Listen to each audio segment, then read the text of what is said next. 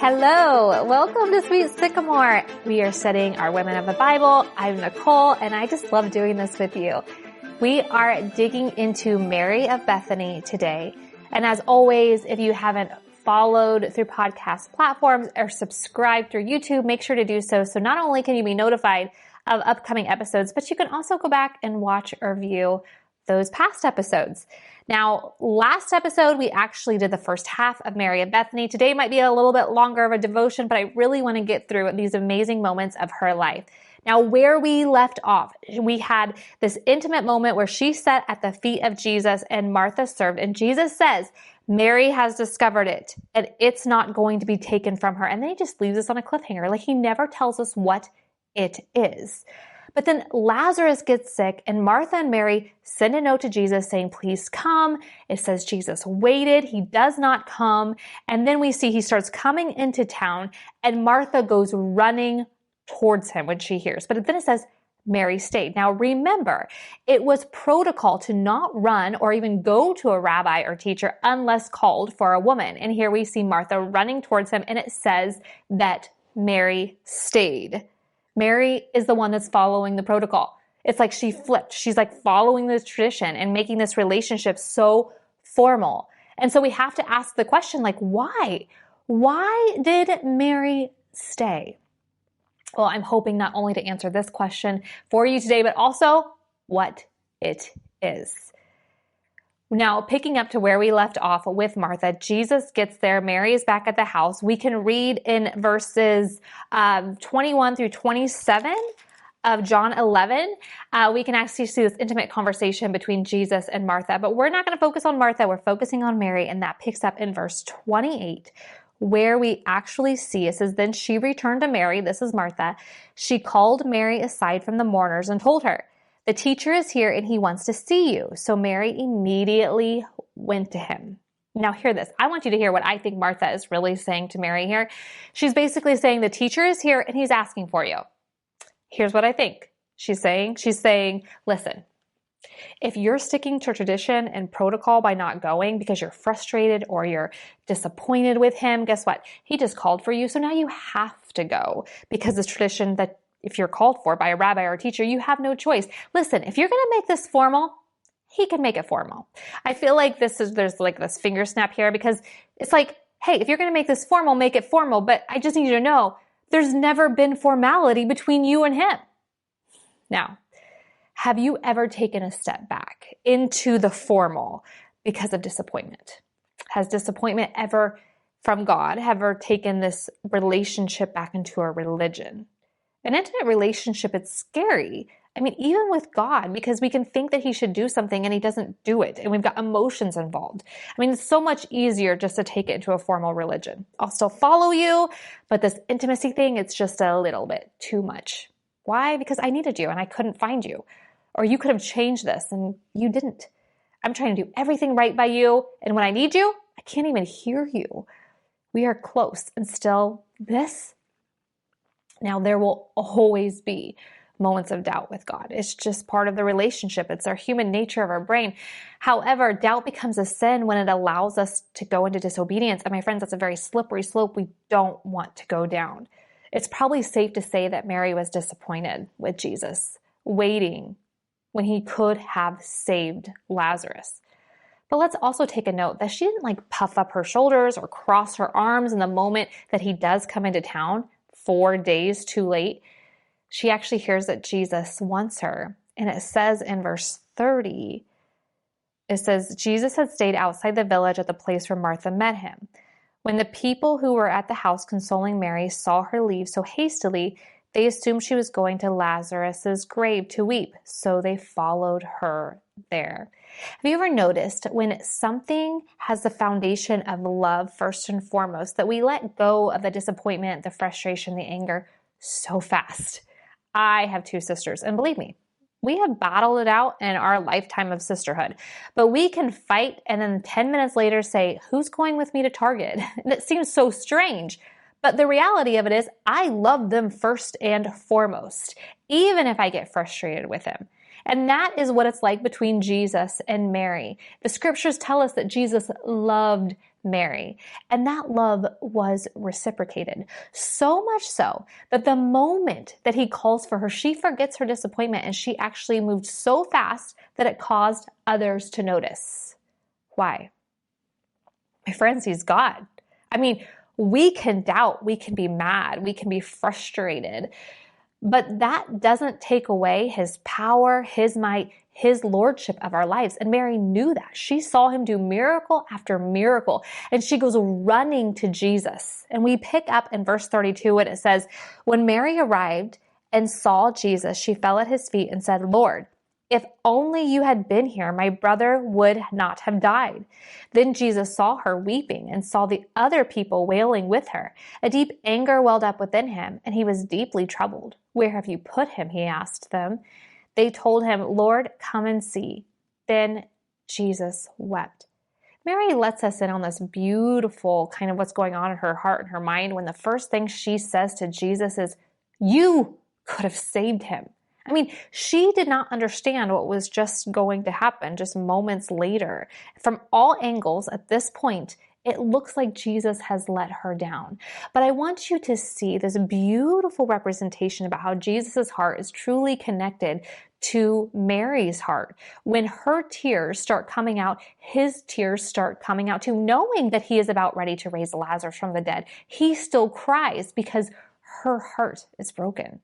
His plan is not always going to be our plan, and we don't know the why, but I do believe that we can trust that he is connected to us and desires this relationship, this intimacy, not this formality, not routine. And maybe that's what you need to hear, that when your heart is broken, his heart is broken too. To wrap up the story, guess what? Lazarus is risen from the dead by Jesus himself, and the story goes on with Mary from Bethany in the next chapter in John 12. And we actually see verses 1 through 8, starting in verse 1. It says, 6 days before the Passover celebration began, Jesus arrived in Bethany, the home of Lazarus, the man he had raised from the dead. This is why this is important. It says 6 days before Passover. Now remember, Jesus died on the cross at 3 p.m. on the day before Passover. So we are like right there. We are right on the cusp of all of this happening, and Jesus knows what's going to happen. And so we pick up in verse 2, it says, a dinner was prepared in Jesus' honor. Martha served, and Lazarus was among those who ate with him. Then Mary took a 12-ounce jar of expensive perfume made from the essence of nard, and she anointed Jesus' feet with it, wiping his feet with her hair. The house was filled with his fragrance. I just want to paint this picture of what's really going on in this moment. It's the nicest of dinners. I mean, perhaps even a celebration of what Jesus had done for Lazarus. And with Lazarus being a very important man, I'm sure the table was filled with very influential people. And although Mary would have been a guest at this dinner, she is kind of coming out from the sidelines where the woman would be, and she is bringing this 12-ounce jar of nard, another breach of etiquette for a woman to interrupt a dinner. But this fragrant ointment was imported from India, and it was actually worth a year's salary. Why would she have something so expensive? It's pretty simple. A woman's dowry was often held in fragrances because they didn't lose their value and they never spoiled. It was a way to keep money secure. They would invest in costly perfumes or ointments, and then they would hide it within the house, showing us that this was not something that was impromptu with her. It was something that was really thought out. Mary was not just giving him expensive perfume. She was literally giving him her future, her security. And she let down her hair, which again broke Jewish protocol as it was considered indecent. And using her hair like a paintbrush, she just wipes this essence of nard all over his feet. This form of worship and intimacy, it cost her. It cost her her image. It cost her her future.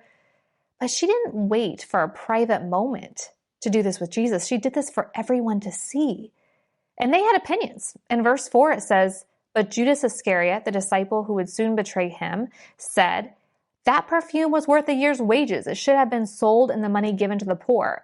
Not that he cared for the poor, he was a thief, and since he was in charge of the disciples' money, he often stole some for himself. And Jesus replied, leave her alone. She did this in preparation for my burial. You will always have the poor among you, but you will not always have me. See, here's what Judas is saying. That's excessive devotion.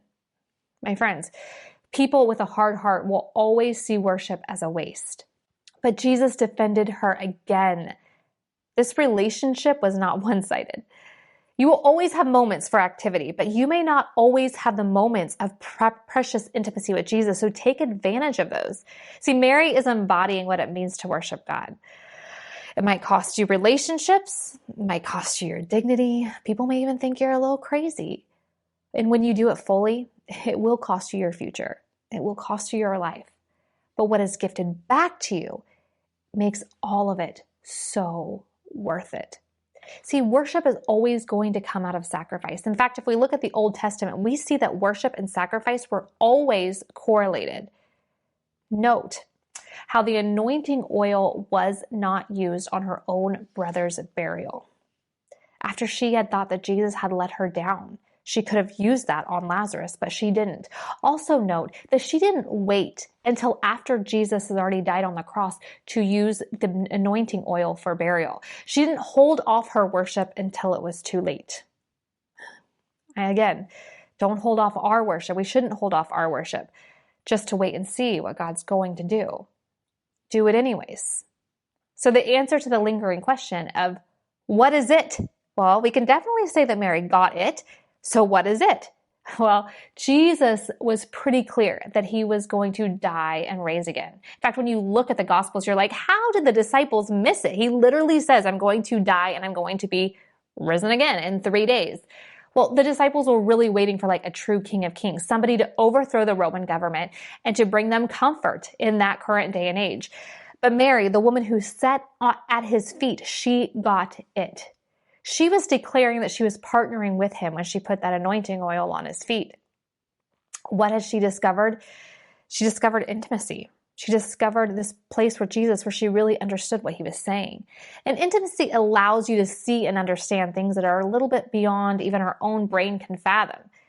Mary from Bethany wasn't at the cross. She wasn't at the grave. And we see in the scriptures that she was close by. Why? Why wasn't she there? I think because she knew this is just temporary, like Lazarus' death. How many of us need to know that the pain is just temporary? Instead, focus on the opportunity to worship. Worshiping is not just through song, through dance, through lifted hands. Worship is actually sitting at the feet of Jesus like Mary did. It's spending time with him. It's listening to his words. It's taking religion into a relationship that feeds off of intimacy. I mean, it doesn't mean it won't be full of emotions. Oh, my friends, it's definitely full of emotions. But worship actually grounds us when our emotions seem to be so sky high. You'll actually know things that other people may not know when you sit at his feet regularly and you spend time with him. Remember, Luke 10:42, there is one thing worth being concerned about. Mary has discovered it, and it will not be taken away from her. What did she discover? I believe it was intimacy. I believe it was being at home with Jesus. She made Jesus' priorities her priorities. She listened intently to not miss a word. She made Jesus feel at home with her. She made herself feel at home with him. Do you feel at home with Jesus? Do you think that Jesus feels at home with you? As always, we're going to end with some questions, and I just want to allow you to take this devotion into a place where it applies some personal life application. But the first question is this: has disappointment with God ever made you turn a relationship back into a religion? Now, if you are sitting there right now, I just want to encourage you to talk to somebody who loves Jesus, who can point you back towards that same love, because Jesus did not die on the cross for you to have a religion with him. It was all about the personal relationship.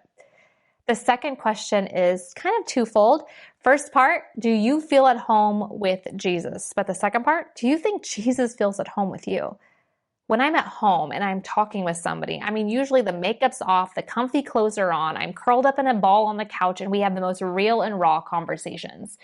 If Jesus showed up at your door right now, would it be formal? Would you get out the teapot? Or would it be one of the most intimate, real, nothing held back moments of your life?